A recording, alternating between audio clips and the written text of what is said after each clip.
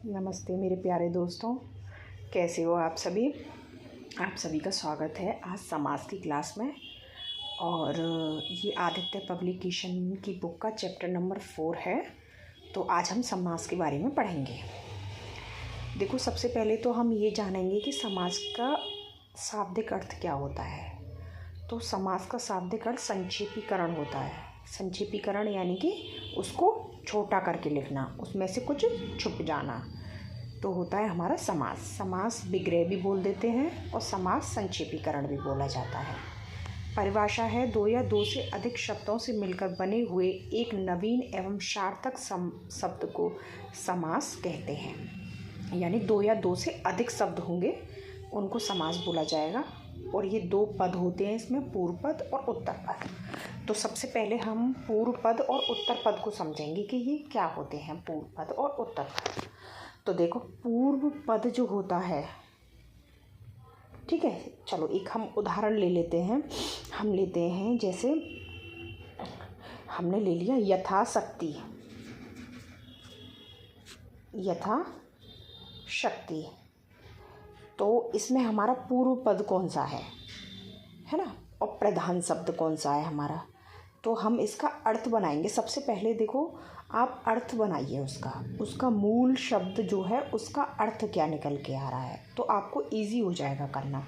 तो यथाशक्ति का मतलब क्या है, शक्ति के अनुसार, और शक्ति इसमें ये है, तो ये वाला हमारा पूर्व पद है और यही हमारा प्रधान है, ठीक है। और ये वाला हमारा उत्तर पद है और ये हमारा गौड़ भी है, गौड़ पद भी बोलेंगे इसे। तो याद रखना, आगे ये चीज़ें आएंगी। तो समस्त पद यानी कि समास के नियमों से निर्मित शब्द सामसिक शब्द कहलाता है, इसे समस्त पद भी कहते हैं। समास होने के बाद विभक्तियों के चिन्ह परसर्ग लुप्त हो जाते हैं, जैसे राजपुत्र। राजपुत्र का मतलब क्या है, राजपुत्र का मतलब है राजा का पुत्र। तो इसमें से राजपुत्र है ना, राजपुत्र, तो इसका आता है राजा का पुत्र। तो राजा का पुत्र, ठीक है। इसमें से का क्या हो गया, का नहीं आया, लोप हो गया, यानी कि गायब हो गया। तो इसका मतलब ये है कि ये विभक्ति है, का है ना। तो का की के संबंध विभक्ति हो गई, तो ये विभक्ति है, तो ये विभक्ति है, तो इसका क्या हो गया, लोप हो गया। हमने शॉर्ट में जो लिख दिया दो शब्द मिला करके, वो हमारा क्या है, समास है, ठीक है। इस चीज़ को याद रखो। समास के वेद, देखो समास के जो वेद हैं, अगर आप क्वेश्चन आएगा तो संस्कृत में दिगु और कर्मधारय को अलग अलग वेद माना गया है, लेकिन हिंदी में इनकी चर्चा तत्पुरुष समास के अंतर्गत की जाती है, ठीक है। लेकिन इस वाली बुक में जो है समास के भेद दे रखे हैं, वो 4 ही भेद दे रखे हैं। जो तत्पुरुष समास है, वो आपका तत्पुरुष समास जो है वो आपका उसके अंदर ही कर्मधारय और द्विगु समास दोनों दिए हुए हैं इसमें, ठीक है। एक तो अव्ययीभाव समास, दूसरा तत्पुरुष समास, तीसरा बहुव्रीहि समास, चौथा द्वंद्व समास, और तत्पुरुष समास के अंदर ही कर्मधारय समास और तुम्हारे द्विगु समास दिए हुए हैं। आगे बढ़ते हैं अब इसी को। पदों की प्रधानता के बारे में मैंने आपको बताया भी, प्रधान खंड और गौड़ खंड के बारे में। अव्ययी भाव समास में आपको पता है कि पूर्व पद प्रधान होता है, मैंने अभी बताया कौन सा पूर्व पद होगा। तत्पुरुष समास में उत्तर पद प्रधान होता है, वो भी मैं बता के चुकी हूँ। द्वंद्व समास में दोनों पद प्रधान होता है, और बहुव्रीहि समास में दोनों पद अप्रधान होता है, ये भी मैं आपको बता के चुकी हूँ, इसमें कोई नई बात नहीं है। जैसे प्रतिदिन, प्रति प्लस दिन, दिन, इसका विग्रह करेंगे जब हम। यथाशक्ति, यथा प्लस शक्ति, तो इसका विग्रह करेंगे तो शक्ति के अनुसार। आमरण, आ प्लस मरण यानी मरण तक। अनुरूप यानी रूप के योग्य। यथाक्रम, क्रम के अनुसार। भर पेट यानी पेट भर। तो आपको ये अव्यय है, तो अब मैं अपने बुक से अलग थोड़ा सा मैं आपको बता देना चाहूँगी कि आपको कुछ चीज़ें इसमें ध्यान रखनी है अव्ययी समास में, है ना। अव्ययी समास में कुछ चीज़ें ध्यान रखोगे आप, तो कुछ चीज़ें कौन कौन सी ध्यान रखोगे मैं लिख देती हूँ। देखो, अव्ययी समास का मतलब है अव्यय, है ना। अव्यय यानी उपसर्ग, इसका मतलब उपसर्ग से है। ठीक है, उपसर्ग याद रखो। उपसर्ग से इसका मतलब है यानी कि जहाँ उपसर्ग जुड़ा हुआ होगा वहाँ क्या है, हमारा अव्ययी समास है। अब उपसर्ग में भी क्या क्या होगा जुड़ा हुआ, जैसे कि आपका उप में जुड़ा हुआ होगा अनु शब्द के पहले उपसर्ग है ना, प्र, अ, आ, यथा, प्रति, ठीक है, हो गया, यति, दिनों दिन, पल पल, हाथों हाथ, रातों रात, ठीक है, नी, स, ये सब क्या है, अगर इन उपसर्गों से अगर उसका शुभारंभ हो रहा है यानी कि प्रारंभ हो रहा है तो वो हमारे कौन से हैं, अव्ययी समास। ठीक है, नंबर 1 ट्रिक ये थी। नंबर 2 जो ट्रिक है वो हमारी क्या है, नंबर 2 ट्रिक ये है कि आप प्रधान पद यानी कि पहला पद देखेंगे कि उसी से शब्द बनना है, यानी अर्थ जो निकल रहा है वो पहले पद से निकलेगा तो वो हमारा अव्ययी समास होगा। तो अव्ययी समास में हमने कौन सी चीज़ पढ़ी, 2 चीज़ें पढ़ी। कौन कौन सी पढ़ी, पहली तो हमने ये पढ़ी कि आपका बड़ा प्र, प्रति, अनु और यथा, स, नि, इनसे अगर उपसर्ग से कोई जुड़ रहा है तो वो आपका क्या हुआ, अव्ययी समास। और सेकेंडली हमने क्या पढ़ा कि प्रधान पद अगर होगा उसमें तो वो अव्ययी समास होगा। ठीक है, दोनों ट्रिकों को लगा करके देखोगे, ये नहीं है कि बिल्कुल एक बता दी तो बस नी देखा और नी कर दिया, नहीं, एक बार आप उसका अर्थ निकाल करके देखोगे। हिंदी आप तभी कर पाओगे जब हमें अर्थ पता होगा किसी चीज़ का। चलो क्वेश्चन करते हैं, कुछ देखते हैं। समास का अर्थ संक्षेप विग्रह कहा जाता है। अनुरूप पता ही है, रूप के अनुसार, प्रतिदिन, यथाशक्ति हो गया, आजन्म जन्म भर हो गया, और यथाविधि विधि के रूप में या विधि के अनुसार। प्रत्यंग, प्रत्यंग का क्या मतलब है, प्रत्यंग, प्रतियंग का मतलब है छोटा सा अंग कोई है ना, जो अंग छोटा हो, गॉड हो जो, उसको बोलते हैं हम प्रत्यंग। ठीक है, रातों रात पता है। चक्रपाणी दर्शनार्थ, चक्रपाणी दर्शनार्थ तो इसका मतलब क्या है, चक्रपाणी आप जानते हो विष्णु भगवान जिनके हाथ में चक्र हो, है ना। कृष्ण भगवान का जो दूसरा रूप है वो हमारे कौन है, चक्रपाणी है विष्णु। दर्शनार्थ यानी कि दर्शन करने के योग्य है, तो दर्शन करने के लिए, तो इसमें हमारा समास अव्ययीभाव समास है। अनुरूप, आमरण, यथार्थ, प्रतिमास यानी कि हर मास, हर महीने, प्रतिफल यानी कि फल, हर फल, और अनुरूप यानी रूप के अनुसार, फल के योग्य प्रतिफल। ठीक है, तो ये सारी चीज़ें, आजीवन, यथासंभव, सब कर लो। सरासर, सर से पाँव तक यानी सरासर, सर से धड़ तक भी हो सकता है ना। धीरे धीरे, आमरण, निर्विवाद, हाथों हाथ, मतलब सारी चीज़ें आप इनका अर्थ लगा करके देखोगे, है ना। आपाद मस्तक यानी कि माथे पर, हाँ माथे, आपाद मस्तक का मतलब ये है कि सिर से माथे तक, सॉरी पैर से माथे तक, सिर तक, है ना, आपाद मस्तक। याव जीवन, याव जीवन का मतलब होता है पूरा जीवन, है ना, जीवन भर, इसका मतलब भी यही होता है। अतीन्द्रिय, अतीन्द्रिय, अतीन्द्रिय का मतलब क्या है, अतीन्द्रिय, देखो इंद्रिय पढ़ते हैं हम, हमारी 5 इंद्रिय जिनसे हम सुन सकते हैं, बोल सकते हैं, है ना।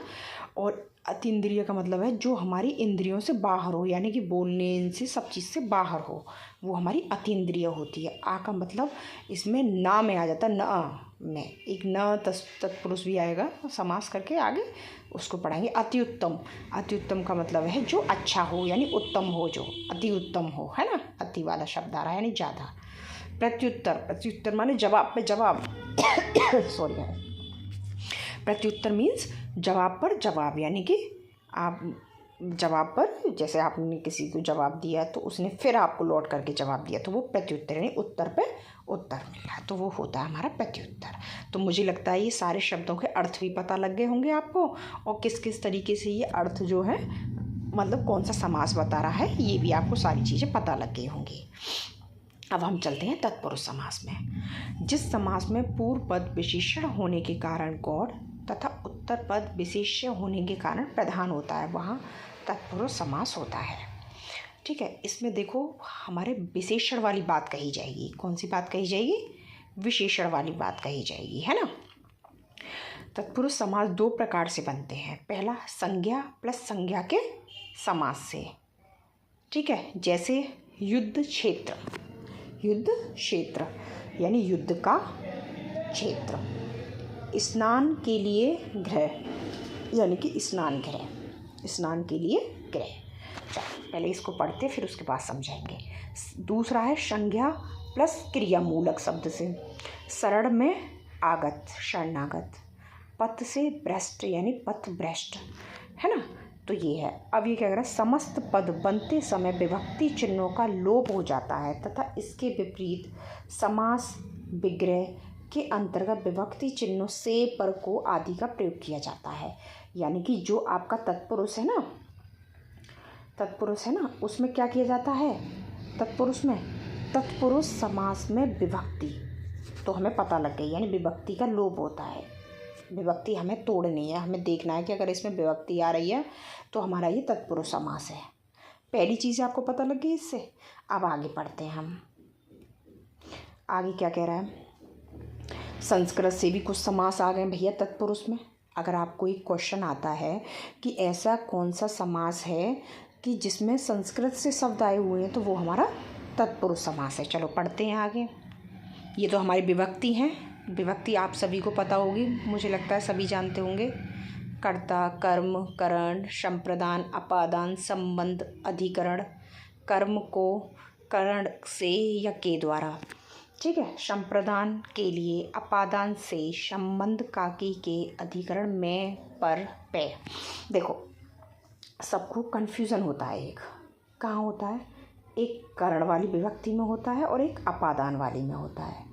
तो देखो मैं दोनों को समझा देती हूँ। करण का मतलब होता है किसी से जुड़ा हुआ। अब जुड़ा हुआ कैसे? राम ने श्याम को चाकू से मारा, यानी किसके द्वारा मारा गया है? वो चाकू के द्वारा। इसमें कोई तीसरा है जो करण, जिसके द्वारा किया गया है। तो ये हमारा क्या है? करण तत्पुरुष। पेड़ से पत्ता गिर गया, तो पेड़ से पत्ता गिर गया यानी कि पेड़ से अब उसका कोई लेना देना नहीं है, वो पेड़ से अलग हो गया, तो अलग होने का भाव है, ये हमारा अपादान है, ठीक है। कर्म को, संप्रदान के लिए, संबंध कागी के, ये मैं पर आ रही, ठीक है। सभी को समझ में आ रहा होगा। आगे बढ़ते हैं अब हम। देखो इसमें क्वेश्चन, मृत्यु को जीतने वाला मृत्युंजय, विश्व को भरने वाला विश्वभर, यानी अनेक बार दोनों पदों के मध्य आने वाला पूरा शब्द लुप्त हो जाता है। को जीतने वाला, विश्व को भरने वाला, ठीक है। को जीतने वाला और को भरने वाला, ये दोनों ही शब्द क्या हैं आपके? ये लोप हो रहे हैं इनका शब्दों का, और ये लोप हो रहा है तो ये हमारे तत्पुरुष है, और ये संस्कृत वाले तत्पुरुष हैं। अब थोड़ा सा हम आगे बताते हैं आपको। गिरहकट, गिरह को काटने वाला। स्वर्गवास, स्वर्ग को प्राप्ति, यानी सारे जितने भी आएंगे वो विभक्ति से रिलेटेड आएंगे। मन चाहा, मन से चाहा। बिहारी रचित, बिहारी द्वारा रचित। अकाल पीड़ित, अकाल से पीड़ित। अभावग्रस्त, अभाव से ग्रस्त। तो ये करण के दे दिए, ये संप्रदान के कुछ दे दिए, ये अपादान के कुछ दे दिए हैं। तो ये सारी चीज़ें यानी कि जिनमें विभक्ति आ रही हो, ठीक है, तो वो हमारे तत्पुरुष है ना। तत्पुरुष समास है। गंगा जल, गंगा का जल, तो संबंध है उसका। दीनानाथ, दीनों के नाथ, है ना। क्वेश्चन को करोगे जैसे नगरवास, नगर में वास। आप बीती, आप पर बीती, तो ये सभी हमारे तत्पुरुष में आते हैं। अब इन्हें भी जाने में क्या है हम देखते हैं। न तत्पुरुष, जिस शब्द में ना के अर्थ में आ अथवा अन का प्रयोग हो वह न तत्पुरुष में आती है। नस तत्पुरुष में जैसे देखो आ का अर्थ होगा तो वो कैसे, और अन का अर्थ होगा तो वो हमारे नेगेटिव में जाएगा। जैसे सभ्य है, वो आ लग गया तो असभ्य है, यानी जो सभ्य ना हो। अभाव यानी कि जो कमी हो, उसकी अर्थ बदल गया उसका, यानी आ लगने से उसका अर्थ बदल गया। तो इसका मतलब ये है कि वो अर्थ बदल गया, यानी नेगेटिव में पहुंच गया। तो वो हमारा क्या है, नस तत्पुरुष समास। ठीक है। अब है अलूक, जिस समास में पहले शब्द के बाद कारक चिन्ह किसी न किसी रूप में विद्यमान होता है। अलूक तत्पुरुष, देखो मैं समझाती हूँ आपको अलूक तत्पुरुष को। अलूक का मतलब ये, जैसे हमें कोई भी शब्द दिया, जैसे मृत्युंजय दिया, मृत्युंजय दिया। अब मृत्युंजय में क्या है, मृत्युंजय में हमें लगेगा कि इसमें कोई भी संस्कृत का कोई भी या कुछ मतलब सब वो नहीं है ना, चिन्ह वगैरह नहीं है, कारक चिन्ह। तो हम क्या करेंगे, लेकिन हमें लग रहा है लेकिन इसमें है मृत्युंजय, तो मृत्युम ये जुड़ रहा है, तो ये क्या है, मृत्यु को जीतने वाला, तो मृत्युंजय।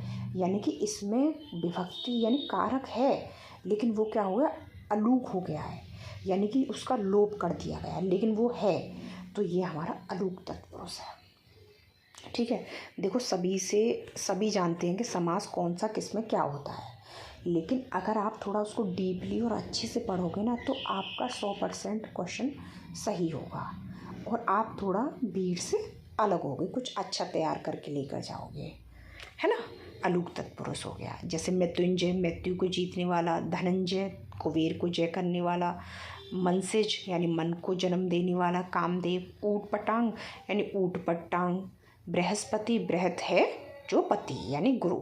तो ये सब हमारे क्या है, तत्पुरुष समास, यानी इनमें छुपे हुआ है कारक। उपपद का मतलब ये है कि जो प्रत्यय में होते हैं, उपपद जो होते हैं वो प्रत्यय का होता है। अगर वो पीछे प्रत्यय में होते हैं, अगर उनके आगे मूल शब्द हम लगा देंगे तो उनका अर्थ बनेगा, वरना उनके अर्थ का कोई मतलब नहीं होता है। जैसे कि ये इसमें दे रखा है, जैसे कि कार, चर, ज्ञा। ठीक है। तो इनमें क्या है, इनमें अगर आप शब्द लगा दोगे, जैसे दिन लगा दिया तो दिनकर बन गया, वो जा है, जा खाली जा, है ना, जा। अगर तुमने इसमें जल लगा दिया तो जलज बन गया। दा है, इसका कोई अर्थ नहीं है, लेकिन अगर तुमने जल लगा दिया तो जलद बन गया, है ना। ऐसे है चर में कोई चर का कोई मतलब नहीं, लेकिन आपने नव लगा दिया तो एक शब्द बन गया, मूल शब्द। तो यानी ये क्या हो गया, नवचर हो गया, समास बन गया तुम्हारा। ठीक है, मूल शब्द लगाने के बाद में। ठीक है। स्वर्ण का काम करने वाला, दिनकर दिन को करने वाला। बहुब्रीहि भी समझाएंगे इसमें, कोई नहीं, पहले ही नहीं समझाते हैं। लुप्त पद तत्पुरुष, किसी समास में न केवल कारक चिन्ह बल्कि पद के पद ही लुप्त हो जाएं। उन अलूक वाले में क्या हो रहा था, कारक चिन्ह हो रहा था, लेकिन यहाँ पर क्या हो जाए, पूरा पद ही लुप्त हो जाए, तो वो लुप्त पद है। ठीक है। जैसे तुलादान, तुला से बराबर करके दिया गया दान, दिया जाने वाला दान। तो कितने शब्द लुप्त हो रहे हैं इसमें, से बराबर करके दिया जाने वाला। तो ये इसमें क्या हो रहा है कि मतलब काफ़ी सारा लुप्त हो रहा है ना, पूरा पद ही लुप्त हो रहा है, कारक चिन्ह भी हो रहा है से, और पूरा पद भी लुप्त हो रहा है। देखो कारक चिन्ह से ये रहा और पद ये रहा, बराबर करके दिया जाने वाला, तो ये हमारा क्या है, लुप्त पद। ठीक है। माल ढोने वाली गाड़ी, तो माल गाड़ी यानी कि माल गाड़ी तो है, लेकिन ढोने वाली यानी पूरा पद लुप्त हो गया, तो ये हमारा क्या हो गया, लुप्त पद तत्पुरुष हो गया। जलकुंभी, जल में उत्पन्न होने वाली, तो पूरा पद है ये। जलयान, जल पर चलने वाला यान, तो पूरा पद का पद लुप्त हो गया, तो इसलिए ये लुप्त पद समास। देखो अब इसके क्वेश्चन आ गए, एक बार और मैं आपको रिवीजन करा दे रही हूँ तत्पुरुष समास का। तत्पुरुष समास में क्या है, सबसे पहले आप नज को पढ़ोगे, उसमें क्या है, आ नेगेटिव में आता है और अर्थ बदल देता है, पहली बात। दूसरी बात क्या है, अलूक तत्पुरुष।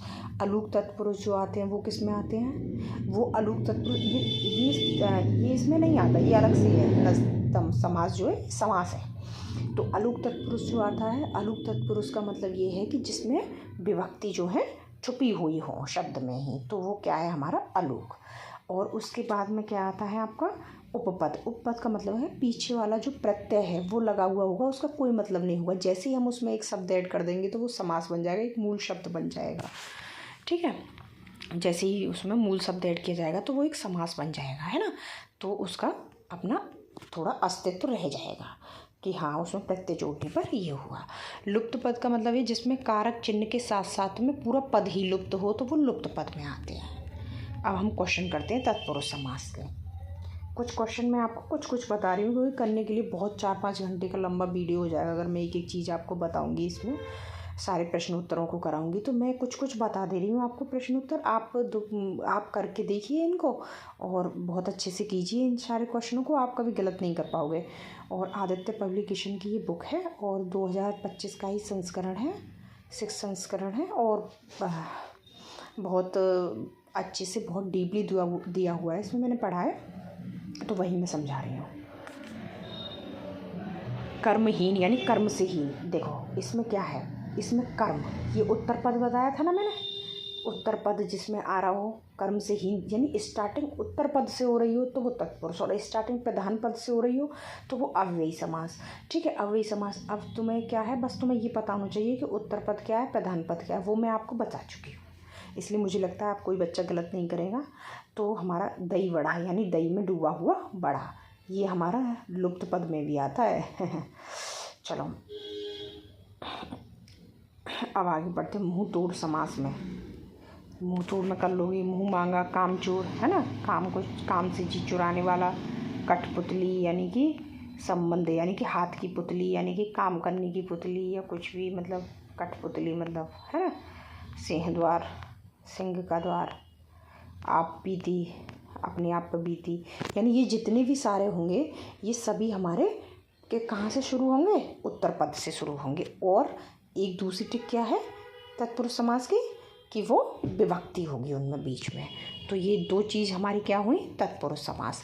तो अव्ययी समास पढ़ो पहले। अव्ययी समास में आ, अनु, प्रा, प्रति, सा, नी, यथा और जी आपका अति, अ, तो ये सारे जितने भी उपसर्ग आए तो वो हमारे अव्यय हैं, पहला। दूसरा, प्रधान पद से स्टार्टिंग हो रही हो, है ना, तो वो हमारा क्या है, अव्ययी समास। तत्पुरुष समास में विभक्ति, करण, कर्म और संप्रदान, अपादान, संबंध, है ना, अधिकरण, करण से, है ना, ये सारी जो चीज़ें हैं ये सभी क्या हैं, आपकी विभक्ति हैं। और ये विभक्ति जो है अगर आपके आती हैं तो वो तत्पुरुष समास है। और उत्तर पद से, अगर उत्तर पद से शुरू हो रहा है हमारा अर्थ, तो हमारा क्या है, वो तत्पुरुष समास है। और अलूक, लूप पद, ये सब मैंने तुम्हें समझा दिया है। अब तीसरा पढ़ते हैं हम, कर्मधारय समास। कर्मधारय समास में क्या होता है, उत्तर पद आपको पता है, यानी कि अब बताइए इसमें आप उत्तर पद बताइए यथाशक्ति। यथाशक्ति में उत्तर पद बताइए, उत्तर पद कौन सा है और प्रधान पद कौन सा है। तो मैं बताती हूँ आपको, शक्ति ये हमारा प्रधान पद है, शक्ति के अनुसार, और इसमें है अव्ययी समास। और यथा अनुसार, है ना, तो ये हमारा क्या हो गया, उत्तर पद। तो जब हम तत्पुरुष समास होगा तो अनुसार क्या, अनुसार की शक्ति, अगर आप इसको तत्पुरुष बनाते हो तो अनुसार की शक्ति ऐसे बनाओगे, नहीं, तुरंत समझ जाओगे गलत है ये, है ना, तो कभी गलत नहीं करोगे। इसलिए इसमें ये जो उत्तर पद है वो यथा है। नीलकंठ, देखो नीलकंठ यानी नील प्लस कंठ, नीलकंठ, नीलाकंठ। अब इसमें किसकी विशेषता बताई गई है, कंठ की। कंठ नीला है भाई, लाल पीला नहीं है, कैसा है वो, नीला है। तो किसकी विशेषता बताई गई है, विशेष्य, विशेष्य की विशेषता बताई गई है। तो हमारे विशेष्य की अगर विशेषता बताई गई है तो वो हमारा क्या है, तो वो हमारा क्या है, कर्मधारय समास।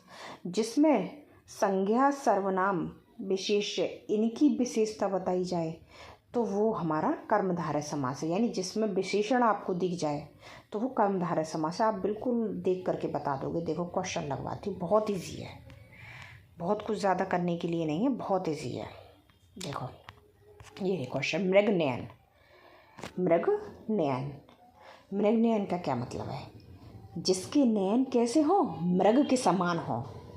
अब नयन तो भाई सबके होते हैं, लेकिन एक विशेषता बता दी गई कि या फिर कि मतलब कि नयन जो हैं वो मृग के समान हैं, यानी सुंदर हैं। तो एक विशेषता बता दी गई है ना, मृग नयनी बोलते हैं ना, महिलाओं को भी मृग नयनी। तो उसकी नैनों की विशेषता बता दी गई कि मृग के समान नैन है, तो वो हमारा कर्मधारय समास है। उसके चरण कमल के समान हैं, तो ये भी विशेषता बता दी गई उसके चरणों की कर्मधारय। मिर्च लाल पीली हरी कितनी मिर्च होती हैं, लेकिन काली मिर्च, तो यानी मिर्च की विशेषता हो गई कि ये काली वाली, तो ये हमारा कर्मधारय समास है। गुरुदेव यानी कि देवों के गुरु, तो वो हमारा क्या हुआ, कर्मधारय समास। परमानंद यानी कि परम आनंद, है ना, आनंद तो आ रहा है ना, लेकिन कैसा आ रहा है, परम यानी कि बहुत ज़्यादा आनंद आ रहा है, तो वो हमारा क्या है, कर्मधारय समास। नील गाय यानी गाय तो है और वो कैसी है, नीली है, या लाल गाय है बोलते हैं ना, तो वो उसकी विशेषता हो गई कि वो नीली है। ठीक है, तो ये कर्मधारय समास है।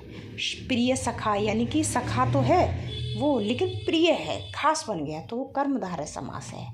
महापुरुष यानी कि पुरुष है वो, महान तो है ना, पुरुष है लेकिन महान है वो, तो वो एक खास बन गया, तो वो भी कर्मधारय समास। सद्भावना यानी उसके साथ में भावना तो जुड़ी हुई है, लेकिन सद्भावना यानी सद पूर्ण रूप से मतलब सद्भावना जुड़ी हुई है, तो वो हमारी क्या है, कर्मधारय समास, यानी कि भावना को हमने क्या कर दिया, उसी को स्पेशल बना दिया। श्वेत पत्र, पत्र तो कैसा है, पत्र है सब, लेकिन वो श्वेत है, वो सफ़ेद है।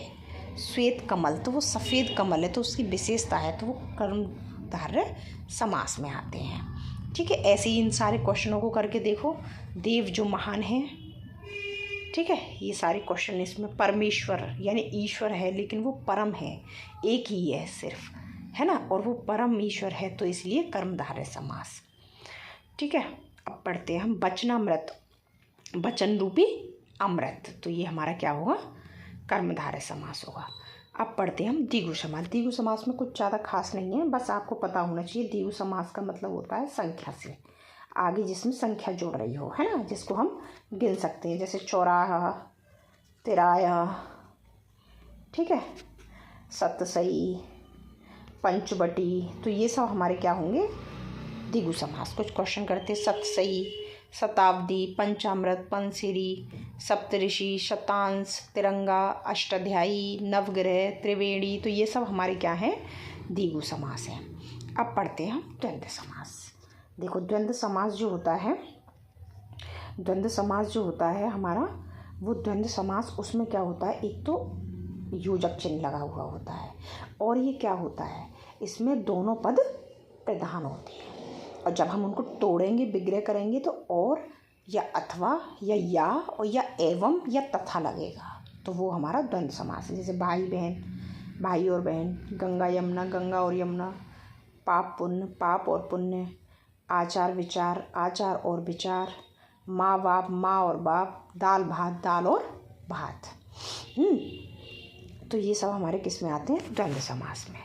जो द्वंद्व समास है, इसमें क्या है, दोनों ही है भाई, मावी और लगा करके उसने बाप, यानी कि कोई ये नहीं हो बाप के बाद माँ या बाप के लिए माँ या कुछ भी, ऐसा कुछ नहीं, विभक्ति व्यक्ति कुछ नहीं जुड़ रही है, दोनों को और लगा करके दोनों को प्रेफरेंस दी गई है।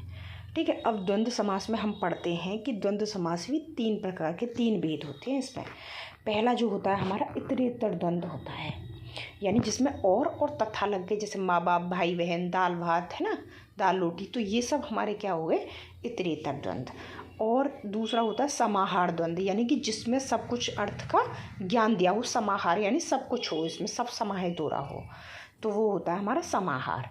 और वैकल्पिक, वैकल्पिक यानी कि हमारे पास में विकल्प है, नाम से ही पता लग रहा है, वैकल्पिक यानी कि या और अथवा, या का मतलब या तो ये चीज़ हो या तो ये चीज़ हो, और अथवा का मतलब या ये हो ये हो। ठीक है, तो हमारे पास में विकल्प मिल जाता है ना, तो कुछ इस तरीके के क्वेश्चन लगाते हैं हम। सबसे पहले इतरेतर द्वंद्व देखते हैं। अन्न जल, अन्न और जल, कंद मूल फल, कंद और मूल और फल, देश विदेश, देश और विदेश, ठीक है, और खट्टा मीठा, खट्टा और मीठा, 25। देखो इसी चीज़ में बच्चे गड़बड़ कर जाएंगे। क्या कर जाएंगे? 25। तो वो कहेंगे भाई ये तो संख्या है और ये जाएगा हमारा किस में? दिगु में। तो बाबू ये दिगु में नहीं जाएगा, ये जो जाएगा किस में जाएगा? द्वंद्व में जाएगा।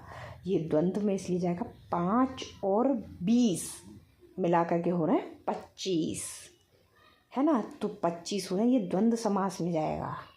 ठीक है, जैसे 35, 5 और 30 मिला करके हो जाएंगे 35। तो ये हमारे द्वंद्व समास में जाएंगे। इसमें तुम्हें कंफ्यूज कर सकता है, और अच्छे टेस्ट की तैयारी कर रहे हो तो इतरेतर द्वंद्व आएगा फिर उसमें लगाने के लिए। समाहार भला बुरा आदि, जिसमें सारी चीज़ें आ गई। यानी उसने मुझसे भला बुरा कहा और भी कुछ कहा, भला बुरा के साथ साथ और कुछ भी कहा, वो सारी चीज़ें इसमें समाहार हो गई, सारे अर्थ आ गए इसमें। उसके बाद आता है कि जैसे कुर्ता टोपी आदि, ऊंच नीच आदि, नॉन या नमक तेल आदि, काम काज आदि, लीपा पोती आदि, है ना। ये आगे समाहार में। विकल्प द्वंद्व में कर्तव्य अथवा अकर्तव्य, थोड़ा बहुत, या तो थोड़ा हो या बहुत हो, थोड़ा या बहुत, घट या बढ़, उल्टा या सुल्टा। कहते हैं ना 100-200 रुपये पड़े हैं, 100 से 200 रुपये तक पड़े। एक अनुमान हो गया इसमें, एक विकल्प दे दिया उसने आपको। 100 हो तो 100 दे दो, 200 हो तो 200 दे दो, और इसके आसपास हो तो वो भी दे दो। तो ये हमारा वैकल्पिक द्वंद्व है। क्वेश्चन लगाओगे, दोनों पद प्रधान होते हैं और का लोप रहता है, वह किस में रहता है? इतरेतर द्वंद्व समास में रहता है। देश विदेश नर नारी शब्द में समास है, द्वंद्व समास। तो ये सब हम पढ़ेंगे, देख लेंगे। लाभ हानि, चमक दमक, अपना पराया, चाल चलन, घर द्वार, सब में योजक चिन्ह लगा हुआ है। सबसे अच्छी पहचान है योजक चिन्ह लगा हुआ है। और सबसे अच्छी पहचान है कि आपको देखोगे तो आपको पता लग जाएगी कि द्वंद्व समास है, क्वेश्चन करोगे तो। हाँ, अब बताइए मुझे एक क्वेश्चन सभी बच्चे, 24 में क्या है? द्विगु समास है या द्वंद्व समास? इन दोनों में से एक बताना है। तो मेरे प्यारे बच्चों, मैं बताऊंगी कि इसमें द्वंद्व समास है। कैसे है द्वंद्व समास? 4 और 24, ठीक है, इतरेतर द्वंद्व है।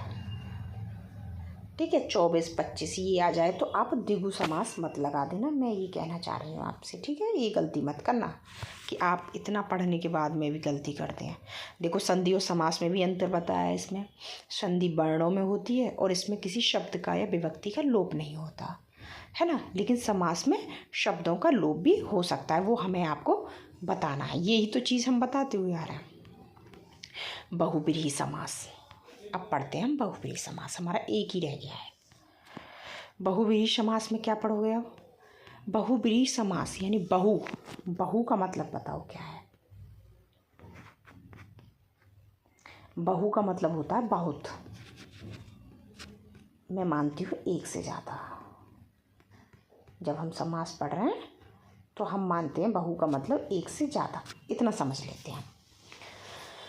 जिसका जो समास है उसको जब आप विग्रह करोगे, उसको तोड़ोगे, तो उसका एक अर्थ निकल के आएगा अलग, एक मीन निकल के आएगा। तो वो हमारा क्या है? बहुब्रीहि समास है। किसी को कोई दिक्कत यहाँ तक नहीं होगी। और इसमें क्या होता है? पूर्व पद और उत्तर पद गौड़ होते हैं, कोई तीसरा प्रधान होता है। यानी कि पूर्व पद और उत्तर पद कुछ नहीं होता है, सिर्फ इसका अर्थ तीसरा निकल के आता है और वही मेन होता है। तो वो होते हैं हमारे बहुब्रीहि समास। जैसे नीलकंठ, नीलकंठ। अब मुझे बताओ इसमें कौन से समास है? इसमें 2 समास हैं। नीलकंठ, बताओ 2 समास हैं इसमें, और अभी पढ़ा के चुकी हूँ मैं।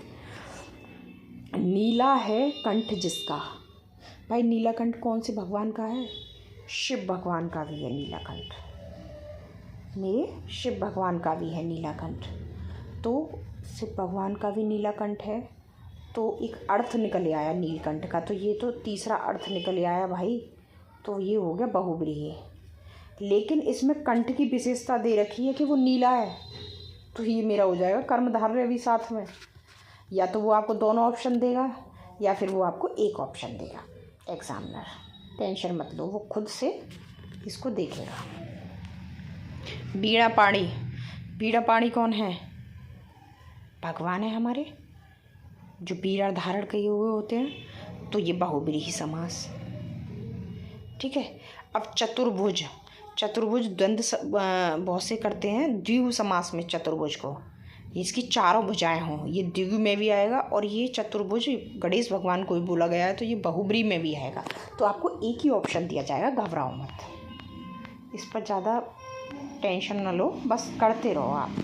कूप मंडूक यानी कि कुएं का मेंढक, तो कुएं का मेंढक यानी बहुव्रीहि समास।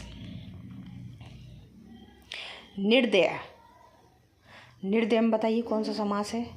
अब नी देखोगे तो आप कहोगे भाई नी है, और मैडम ने बताई कि अव्ययी समास है, अगर नी से उपसर्ग लग रहा है तो बहुत से क्या करेंगे, अव्ययी समास लगा देंगे। तो लेकिन मैडम ने ये भी बताया था कि आप प्रधान पद को भी देखें एक बार, तो इसमें प्रधान पद कौन सा है? कोई प्रधान पद नहीं है इसमें, तो निर्दय, तो इसका मतलब जिस जो दया न करता हो, निर्दय, तो दया न करता हो वो कौन है? राक्षस, एक तरह से जो दया नहीं करता, तो इसलिए बहुव्रीहि समास लगेगा। अगर बहुव्रीहि समास नहीं आता है तो निर्दय में फिर आप अव्ययी समास लगाओगे। ठीक है, लेकिन बहुव्रीहि होगा, इसमें अव्ययी समास नहीं होगा।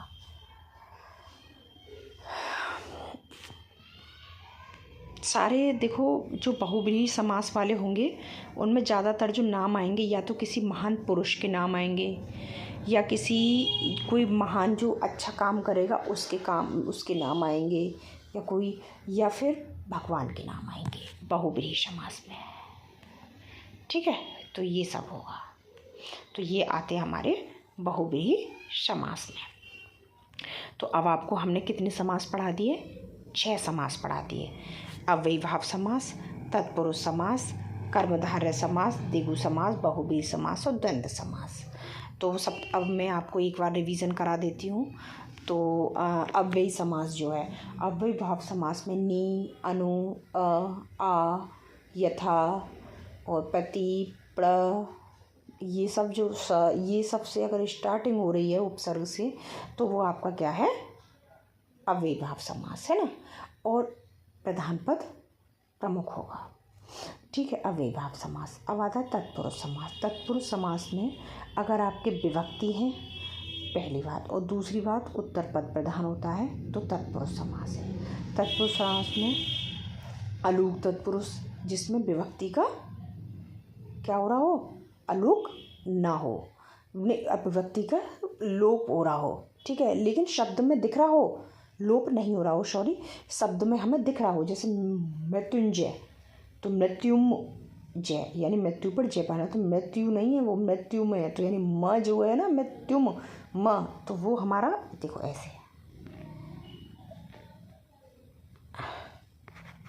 मृत्यु जय, तो यानी मृत्यु। ठीक है, माँ ये वाला जो है ये संस्कृत का शब्द है और ये हमारा इसमें जुड़ा हुआ है, तो इसका मतलब ये है कि ये अलूप नहीं है, तो अलूक यानी कि जो लूप ना हो, तो ये हमारा क्या हो गया? ये हमारा अलूप तत्पुरुष हो गया। उसके बाद आता है उपपद। उपपद का मतलब ये है कि लास्ट में प्रत्यय होता है और उसमें कोई मूल शब्द लगा दो तो आपका समास बन जाता है ना। तो अब उसके बाद जो आता है वो आपका आता है तत्पुरुष हो गया। अब उसके बाद आता है कर्मधारय समास।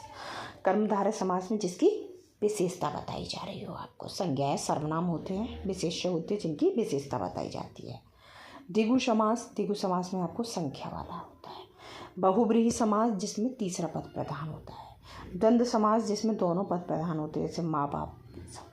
इसमें इतरेतर द्वंद्व भी आता है। इतरेतर द्वंद्व में क्या होता है? इतरेतर द्वंद्व में जिसमें और, तथा, वा इससे जुड़ा हुआ होता है, वो होता है इतरेतर द्वंद्व। दूसरा जो होता है आपका, वो होता है आपका समाहार द्वंद्व। समाहार द्वंद्व में क्या होता है कि अगर आप समाहार द्वंद्व है उसमें सारी चीज़ें समाहित हो जाती है। जैसे उसने मुझसे भला बुरा, तो भला और बुरा नहीं, भला बुरा आदि, तो उसमें और भी सारी चीज़ें आ गई, तो ये हमारा क्या हुआ, समाहार द्वंद्व। तीसरा होता है आपका वैकल्पिक द्वंद्व, यानी कि जिसमें और भी विकल्प होते हैं, है ना। तो जैसे उसमें या अथवा लगता है। जैसे कहते हैं हमें 100-200 रुपये पड़े होते, तो यानी उसने विकल्प दे दिया कि हमें 100-200 तक रुपये देने हैं, तो यानी वैकल्पिक, यानी या अथवा, 100 पड़े हों या 200, ठीक है, ये द्वंद्व होता है। तो मैं आशा करती हूँ मेरे प्यारे बच्चों आपको मेरी क्लास समझ में आई होगी। मेरी ये 2nd क्लास है और आप मुझे और मेरे चैनल को सपोर्ट कीजिए, तो आपको और भी अच्छी क्लास मैं आपको दूंगी।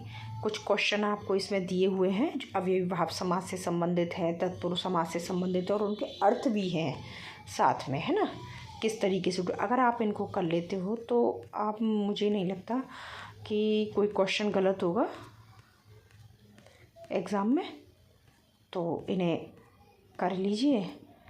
बाकी अगर कोई चीज़ समझ में ना आई हो तो आप मुझे कमेंट बॉक्स में मैसेज कर सकते हो, कमेंट कर सकते हो। Thank you so much.